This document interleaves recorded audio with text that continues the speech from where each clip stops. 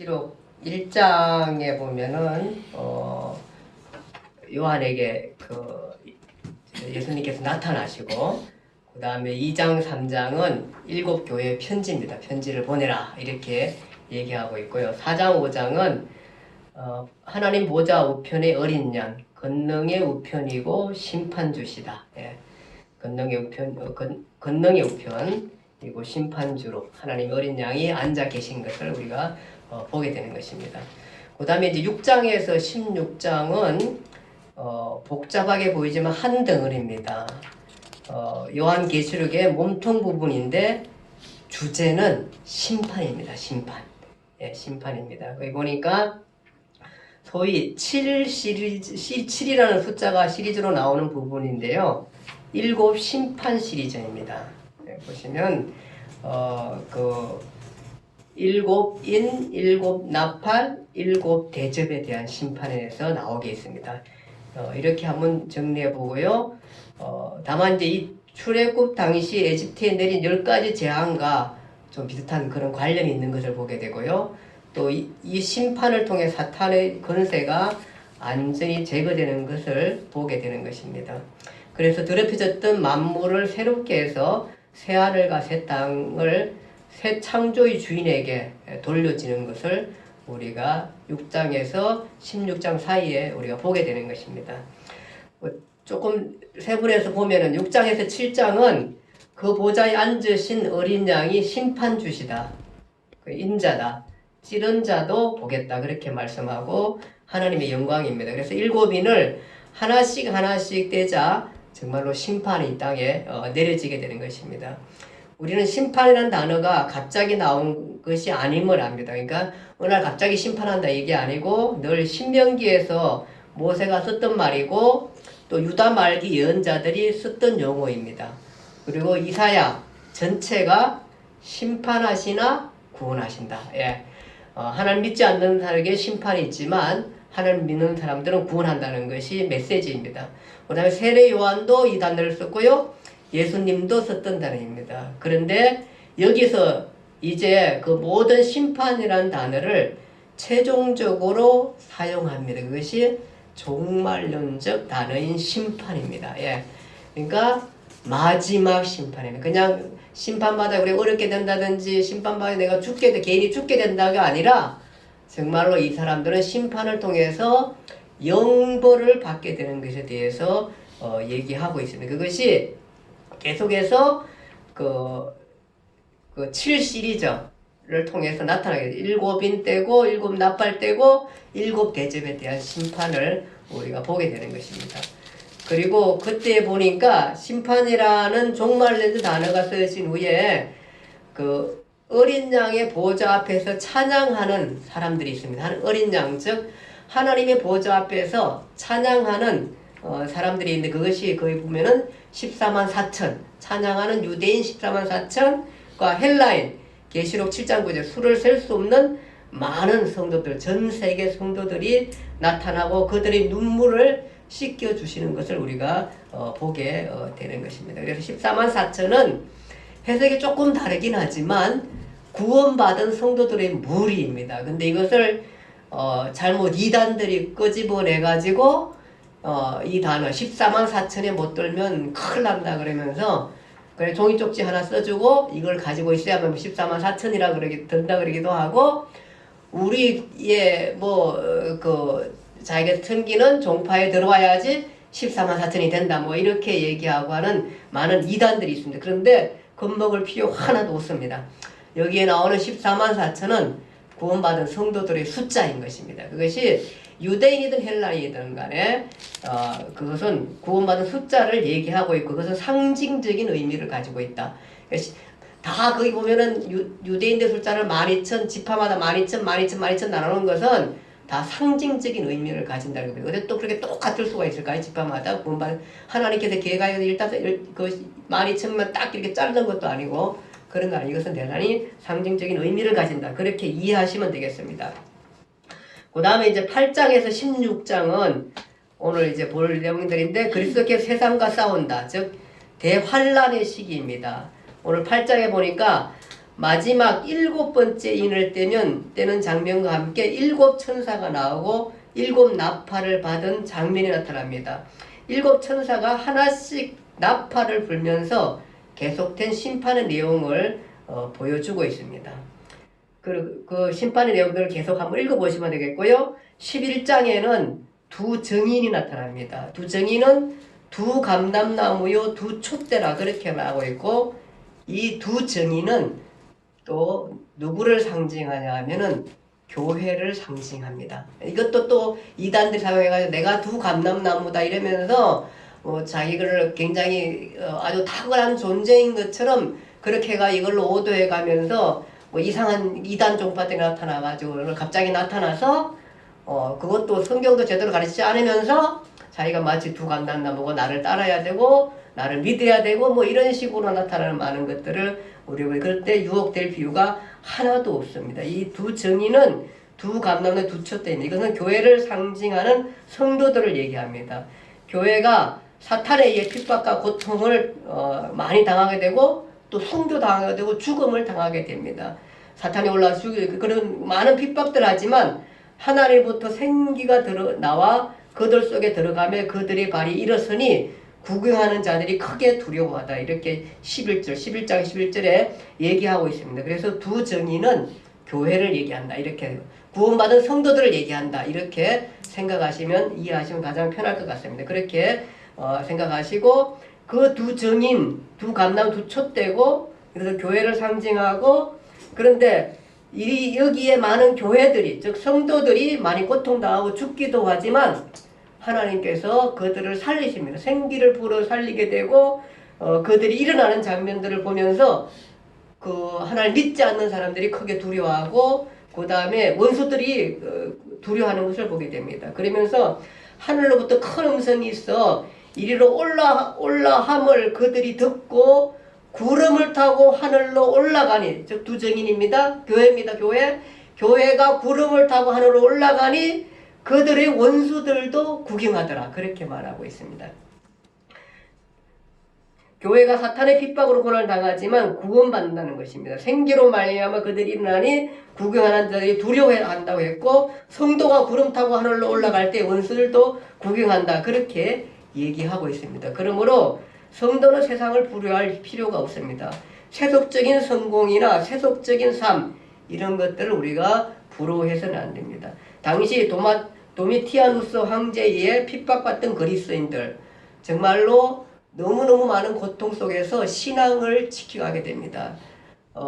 찢기고 사자에 찢기고 사자의 밥이 되고 또 이렇게 끌려가고 신앙생활에 의해서 카타콤이라는 그 어두컴컴한 그 굴 속에서 생활하지만 절대 변하지 않고 하나님을 신앙하며 신뢰했던 이들에게 지금 사도 요한을 통해 가지고 이들에게 보여주게 되는 거예요. 보여주면서 성도가 세상의 그 성공, 세상의 회복적인 생활, 즉 하나님 없는 평안함, 하나님 없는 것들에 대한 부유함, 이런 것들에 대해서 유혹받지 말고 내가 정말 고통당하고 힘들지만 그 신앙을 지킬 것을 얘기하면서 언젠가 주님이 오셔가지고 이렇게 사탄에 의해서 즉 마귀에 의해서 고통당하고 있지만 하나님께서 그들로 말미암아 그들이 죽는다 할지라도 생기를 넣어서 불어일으킬 뿐만 아니라 성도들이 구름을 타고 하늘 올라가는 것들을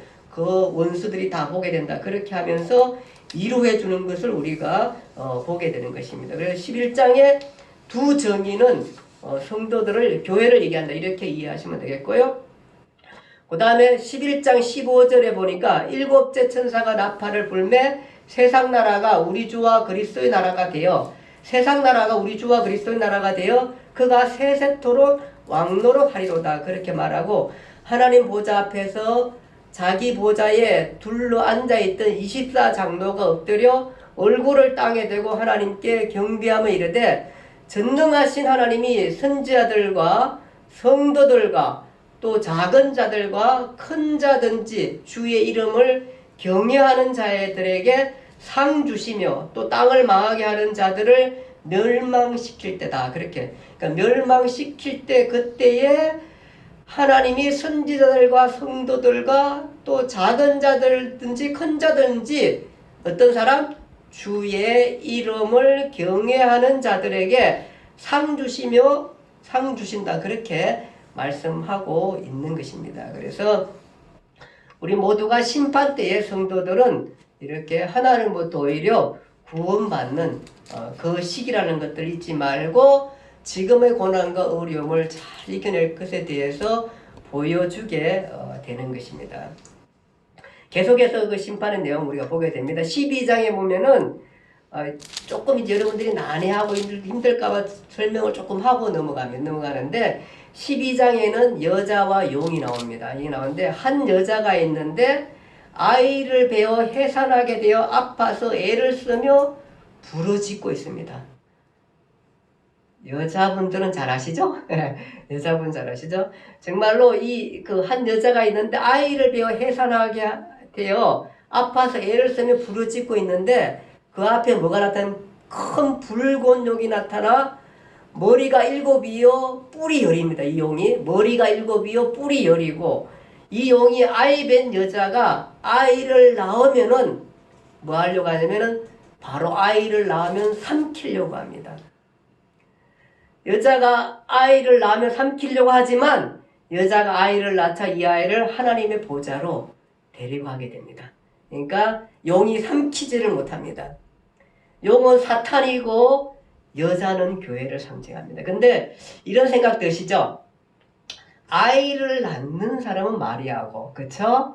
아이가 탄생한 그 아이는 하늘로 올라가는 그분은 예수 그리스도. 이런 상징으로 우리가 성경을 쭉 읽어보면 이런 상징이 이제 떠올려 우리가 해석을 하게 되잖아요. 그쵸? 그런 생각이 들 수도 있지만 물론 여기에 그 아이는 그리스도를 상징하게 됩니다. 왜냐하면은 이 아이는 어떤 사람이냐 하면은 장차 철장으로 만국을 다스릴 남자라 이렇게 얘기하고 있습니다. 근데 아마 이 교회와 이 아이의 연관성, 관계성을 굉장히 탁월하게 묘사된 거 아닌가 이런 생각을 하게 됩니다. 그래서 거기 나오는 여자는 성도들을 얘기하고 그리스도인들을 얘기하고 용은 사탄을 얘기하게 됩니다. 이렇게 그 용이 교회를, 그 사단이 교회를 집어삼키려고 이렇게 많이 하지만 절대 어떻게 해요? 집어삼키지 못합니다. 여자를 해하려고 그렇게 하지만 해하지 못합니다. 그것을 우리가 보게 됩니다. 하나님께서 보호해 주시고 싸워 주시는 모습을 우리가 보게 됩니다. 13장에 또 마찬가지로 비슷한 얘기 나오는데요. 한 짐승이 나오는데 뿔이 10이요 머리가 7이라. 그 뿔에는 10왕관이 있고 그 머리에는 뭐라고 있었냐면은 신성모독 이렇게 이름이 써있다. 하나님을 모독하는 이름이 써있대. 그거 어떻게 써있는지 모르지만 하나님을 모독하는 이름들이 있더라. 그렇게 말하고 있습니다. 그 짐승이 보면은 어떻게 생겼나 하면은 그러니까 이게 뭐냐 하면 지금 우리가 보면은 뭐 이런 이상한 괴물 같은 것들이 막 나와 이러지만 사실 한번 생각해 보세요. 지금 요한도 놀라운 거예요. 이 이상한 일에 이거를 지금 본 것을 글로 표현하려니까 나는 나름의 어려움이 있는 거예요. 이 지금 요한이 이게 이상한 장면들을 지금 환상을 보는데 그것을 지금 여기서 그 글로 표현해 보는 거예요. 글로 표현한 거예요. 비행기를 한 번도 안 본 사람이 비행기가 나타났는데 그것을 글로 써보려니까 뭐 바퀴가 이렇게 있고 거기에 날개가 막 이만큼 크고 거기 앞에는 뾰족하고 막 여기에 문 같은 것들이 있는데 문인지 사실은 보이죠. 어쨌든 그런 것들이 있는 것처럼 이렇게 표현하는 게 똑같이 지금 표현하는 거예요. 이 사람이 보니까.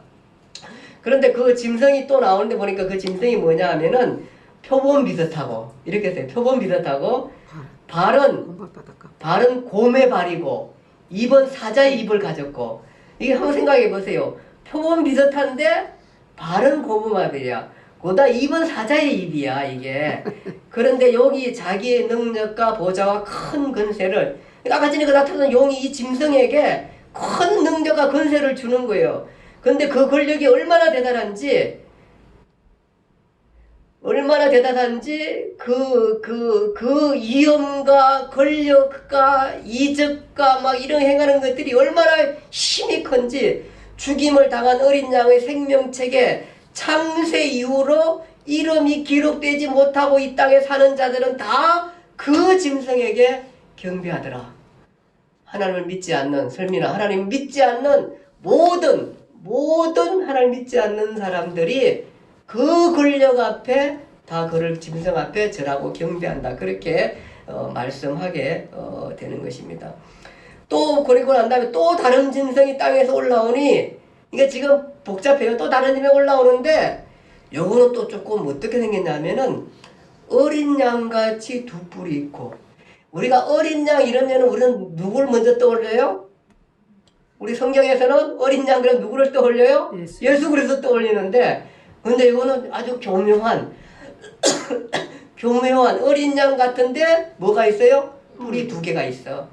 그 뿔이 있고 용처럼 말하는데, 먼저 나온 짐승이 아까 전에 그 짐승의 모든 근세를 그 앞에 행하고, 땅과 땅에 사는 자들은 처음 짐승에게 그 경배하게 하니 곧 죽게 되었던 상처가 나은 자니라. 그렇게 하면서 이 짐승이 큰 이적을 해가되 심지어 사람들 앞에서 어떤 이적이 나냐면 불이 하늘로부터 땅에 내려오게 하니, 막 불을 끄집어내가지고 땅에 내려하니까, 이런 큰 능력을 하니까 짐승 앞에서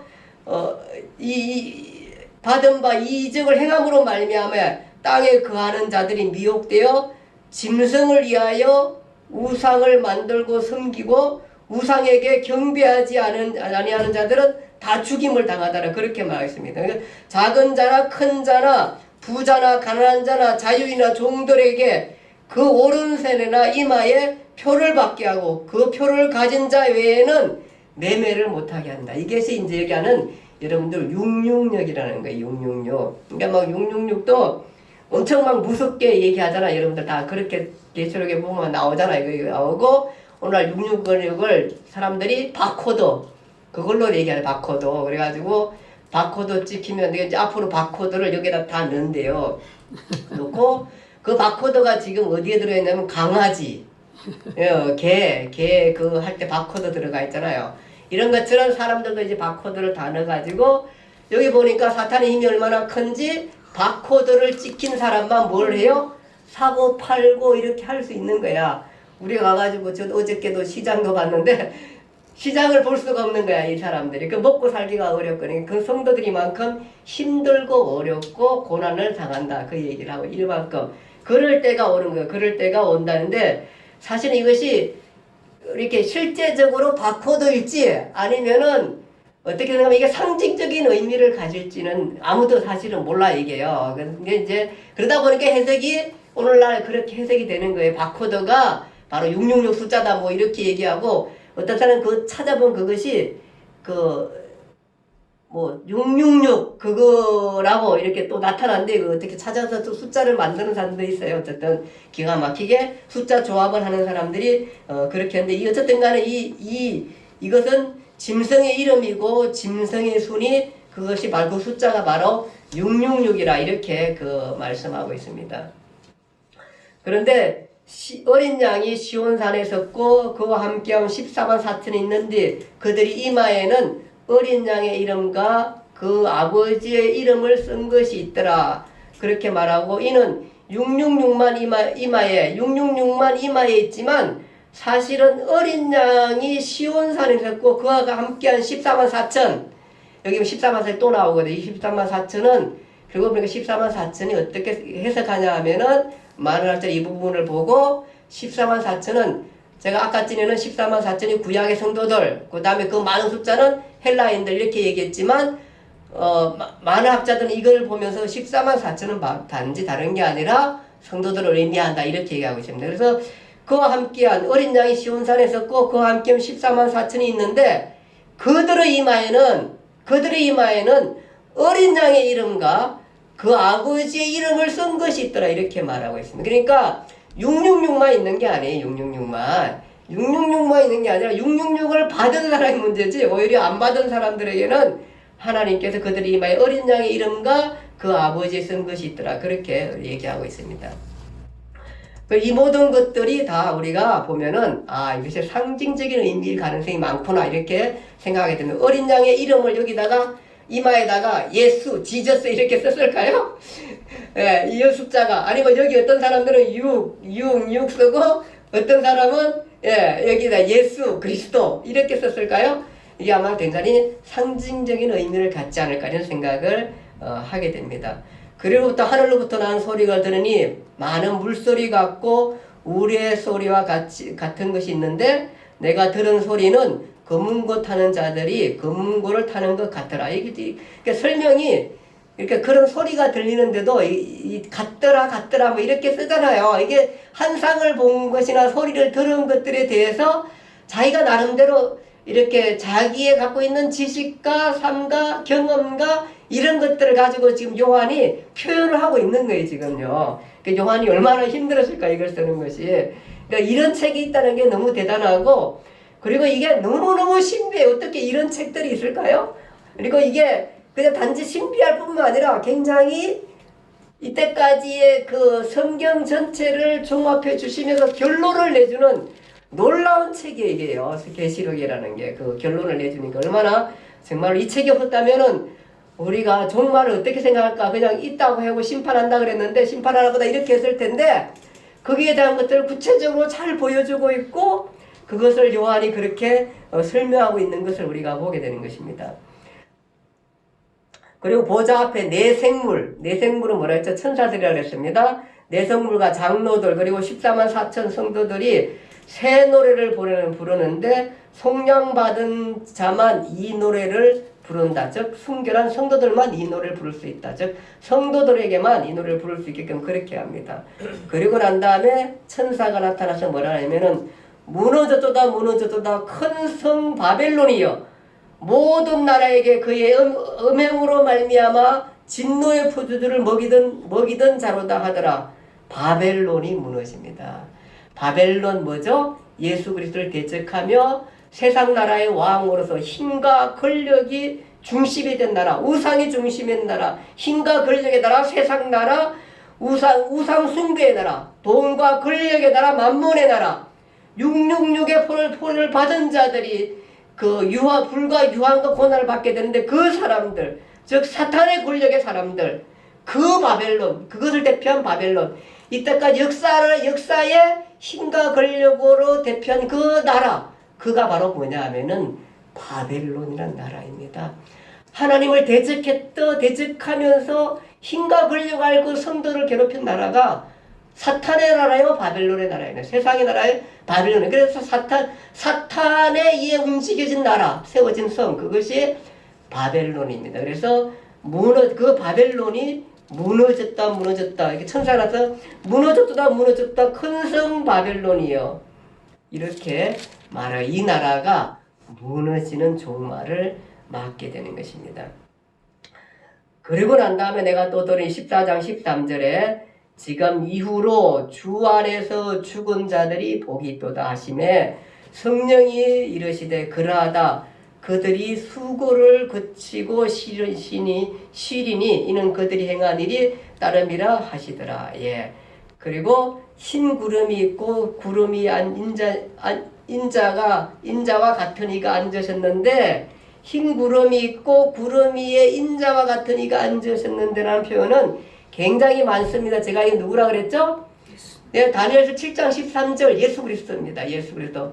그러니까 구름과 함께 하시는 분, 저는 요즘 구름이 너무너무 우리나라 구름이 예뻐요. 올 때마다 이렇게 구름이 눈에 잘 들어오는지 모르겠어요.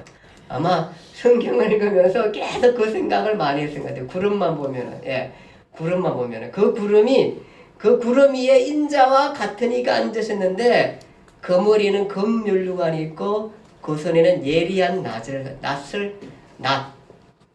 벼베는 낫을 가졌더라 했는데 이거 뭐냐 하면은 추수하게 되는 것입니다. 그리고 심판하게 되는 것입니다. 그리고 심판이 내려지게 되는 것입니다.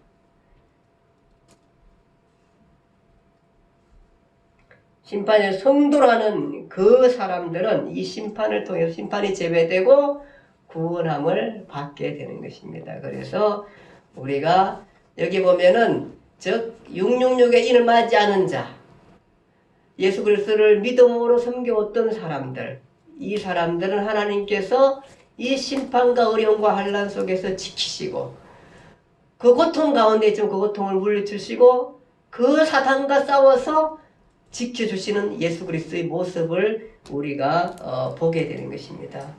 이런 거 할 때마다 우리 성도가 얼마나 귀한 것인지, 예수 믿는 것이 얼마나 귀한 것인지, 성도 한 사람 한 사람이 이렇게까지 그리스도가 성도를 위해서 싸우셔서 종말에 구원하기 위한 예수 그리스도의 그 하늘 보좌 위에서 그 성도를 지키기 위해서 사탄과 싸우시는 예수 그리스도의 모습을 우리가 16장까지 계속해서 보게 되는 것입니다. 사탄은 용으로 나타나가지고 교회를 괴롭히고 교회를 끝까지 추적하며 그 교회를 뒤쫓아하지만 그 성도에 대해서 손을 대지 못하고 지키시는 예수 그리스도의 모습을 보게 되는 것입니다.